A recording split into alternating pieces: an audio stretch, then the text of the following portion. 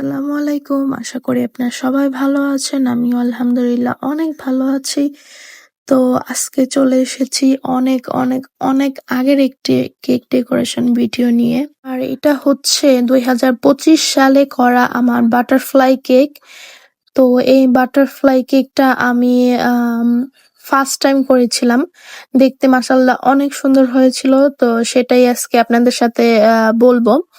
তো ফার্স্টে দেখতেই পারছেন যে আমি একটার পর একটা লেয়ার দিয়ে আম সুগার সিরাপ পর্যাপ্ত পরিমাণ দিয়েছিলাম। এইভাবে বোতলের মুখা ছিদ্র করে সুগার সিরাপ দিলে আমার কাছে বেটার মনে হয়। কারণ কেকের সম্পূর্ণ জায়গায় হচ্ছে সুগার সিরাপটা সম্পূর্ণভাবে দেওয়া যায়।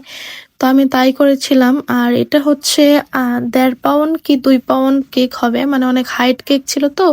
সম্ভবত ১.৫ পাউন্ড প্লাস এরকম হবে। তো এখানে আমি একটার পর একটা লেয়ার করতে, করতে মোট ৪ টা লেয়ার করেছিলাম। তো ভালোভাবে হচ্ছে ক্রাম কোট করে আমি ফ্রিজে রেখে দিয়েছিলাম এবং ফ্রিজ থেকে বের করে বাটারফ্লাই শেপ করে নিচ্ছিলাম। তো দেখতে পাচ্ছেন যে মাঝখানে হচ্ছে আমি কাট করে তারপর হচ্ছে ২ পাশে বসিয়ে আমি বাটারফ্লাই কাট করে নিয়েছিলাম। তো ফার্স্ট টাইম যেহেতু করেছিলাম, করতে একটু হিমশিম খেয়ে যাচ্ছিলাম। আর যেহেতু বাটারফ্লাই থিম, তো এখানে হচ্ছে ডেকোরেশনের সময় আমরা যখন ক্রিমটা সেট করি, তখন একটু আমার প্রবলেম হচ্ছিল। তো দেখতে, দেখতে বাটারফ্লাই এর শেপে কাট করা হয়ে গেল। তো এরপরে হচ্ছে আমি এখানে ভালোভাবে সাইডগুলা কেটে নিচ্ছিলাম যাতে আমার ফিনিশিং করতে অনেক সুবিধা হয়।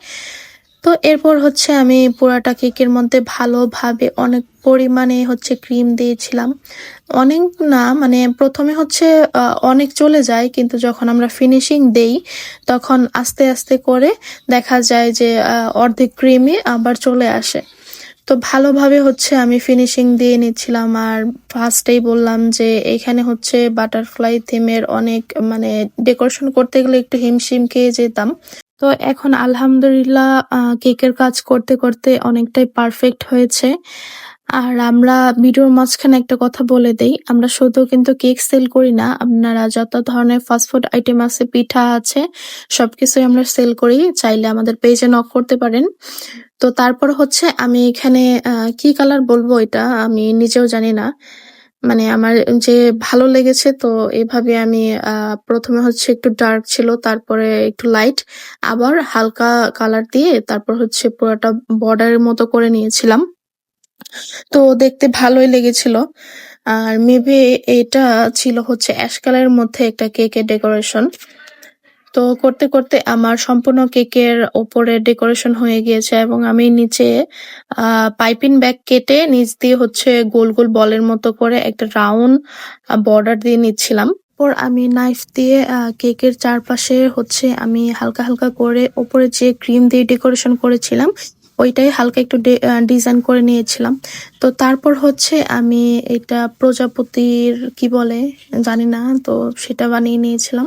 আর কারো যদি জানা থাকে যে এটাকে কি বলে, তাহলে কমেন্টে জানাবেন।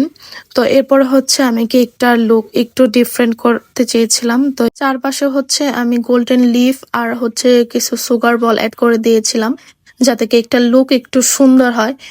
তো মাশাআল্লাহ দেখতে অনেক সুন্দর হয়েছিল। জানি না ক্যামেরাতে এরকম দেখাচ্ছিল কেন, কিন্তু রিয়েলে অনেক সুন্দর হয়েছিল। যাই হোক, এখন আপনাদের কাছে কেমন লেগেছে আমাকে কমেন্টে জানাবেন। আর আমার ভিডিওগুলো ভালো লাগলে লাইক, কমেন্ট, শেয়ার করবেন। তো আজকে এই পর্যন্তই। আল্লাহ হাফেজ।